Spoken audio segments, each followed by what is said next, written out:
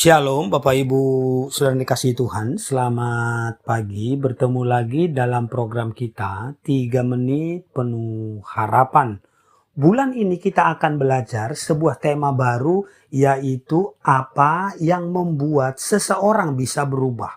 Yang pertama adalah kesadaran. Lukas pasal 15 ayat 17 katakan begini Bapak Ibu. Lalu ia menyadari keadaannya, katanya betapa banyak orang upahan Bapakku yang berlimpah-limpah makanannya, tetapi aku di sini mati kelaparan. Nah, Bapak Ibu Saudara yang dikasihi Tuhan, perubahan hidup tidak dimulai dari luar, tapi dari dalam diri, dari satu titik kesadaran yang sering diabaikan. Nah, anak yang hilang itu tidak langsung berubah saat hidupnya hancur. Ia sudah kehilangan uang, ia sudah kehilangan arah, bahkan hampir kehilangan hidupnya.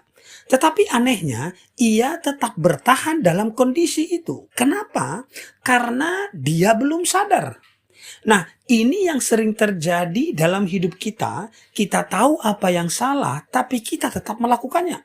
Kita tahu kita menjauh dari Tuhan, tapi kita merasa masih aman. Kita tahu hidup kita tidak benar, tapi kita terus berjalan seperti biasa. Nah, masalahnya bukan kita tidak tahu, tapi kita belum betul-betul sadar. Nah, kesadaran itu tidak nyaman. Saat sadar, kita tidak bisa lagi menyalahkan orang lain. Kita tidak bisa lagi bersembunyi di balik banyak alasan. Kita dipaksa jujur, ini salah dan ini menjadi tanggung jawab saya. Dan disitulah perubahan hidup itu dimulai. Saat anak itu sadar, dia tidak perlu disuruh untuk pulang. Tidak ada yang memaksa. Kesadaran itu sendiri yang mendorong dia untuk bangkit.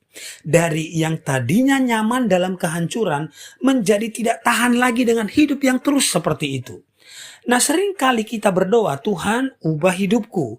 Tapi Tuhan lebih dulu berkata, lihat dulu hidupmu. Karena selama kita masih merasa baik-baik saja, kita tidak akan bergerak. Tapi saat kesadaran datang, arah hidup kita mulai berubah. Ada sebuah kalimat bijak berkata begini Bapak Ibu.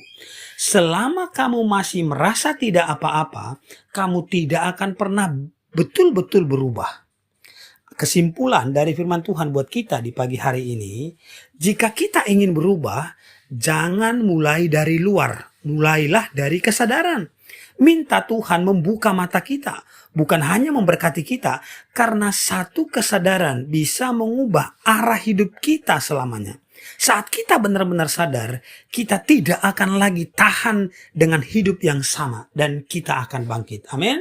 Demikian kebenaran firman Tuhan, semoga memberkati kita dan shalom.